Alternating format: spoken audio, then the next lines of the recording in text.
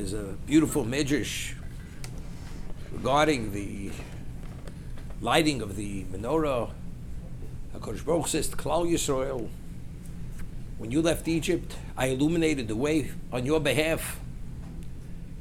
And now I would like you should illuminate my location. This is the basis for the kindling of the menorah in the covered sanctuary in the Heichal.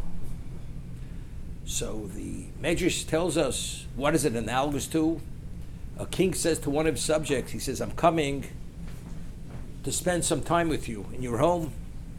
The person immediately, he puts out his finery, his candelabras, his lights, and he feels he's prepared appropriately for the king. All of a sudden he realizes the king's courtiers, they come with the king's candelabras and with his finery and his dishes and his cutlery. He's ashamed. So what does he do? He goes and he puts away his candelabras, his cutlery, puts everything away because he's ashamed. It's not appropriate compared to what the king is able to provide. The king enters into the person's home and he doesn't see the person prepared anything. So he says to the person, to his subject, didn't you realize I was coming? Why didn't you prepare for me? He says, I did. I did my best. But when I saw that it's something inappropriate compared to what you have, I put everything away. I concealed it. So the king says to the subject, although in terms of what you have is a lot less than what I have, but because you did your best and you put out your best, I value what you have more than what I have. So therefore, though the light that we kindle has no relevance on any level to HaKadosh Baruch Hu's illumination, but in terms of what we're doing our best.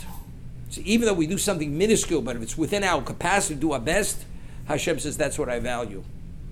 What I do is unrelated to what you do, but you do your best. We find that a wealthy man, when he brings a certain korban, he brings an animal. When you burn the flesh of an animal, the meat broiling has a very beautiful, attractive aroma. When you burn a bird with its feathers, it has a stench. It smells very bad. But that's the korban of the oni, of the poor man. And in regard to both korbanos, the Torah tells us, Reach nichoyach LaHashem. It gives a fragrance to Hashem, and Hashem has great pleasure from this.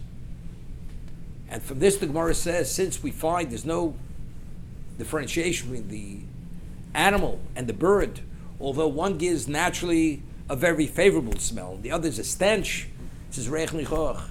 From here we learn, the Gemara tells us, Echad Amarbe, Vechad Amamit, Ubelvad Shechavin Yerushalayim.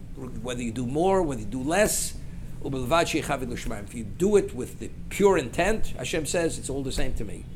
The quantity is irrelevant. It's the qualitative aspect. I remember many years ago when Yosef Mendelovich, who was one of the prisoners of Zion, came out of Russia. This is before when very few people came out of Russia.